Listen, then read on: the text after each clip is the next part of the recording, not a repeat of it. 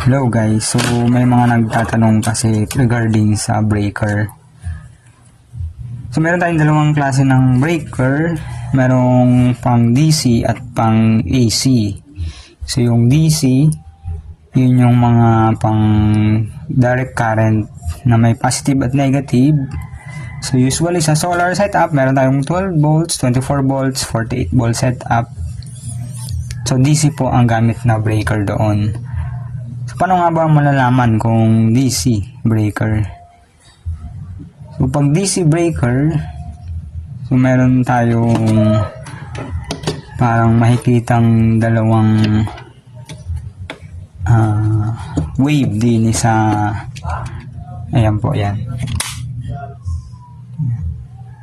So DC 1000 volts yung maximum na kaya niya. Meron tayong straight line, then pangalawa yung dotted line. So yan po ay for DC breaker. So 40 amperes yung capacity niya. Yan pong C40, yan yung ampere na kaya niya. Then magti-trip na siya pag lampas na dyan yung amperahe. So yan po ang connection niya, DC. So positive pag sa taas dito. Lalagay dyan yung wire. Then dapat yung sa baba ay dito rin lalabas yung positive. And sa right yung negative. Pag dito naman yung negative yung nilagay sa taas. Ayan po. Ayan po yung mga pang AC breaker. So, ay sa DC breaker, sorry. So, paano naman malalaman yung sa AC?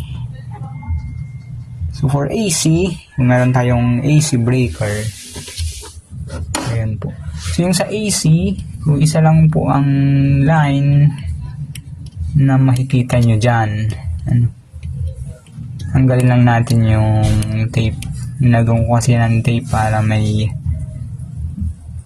palatandaan.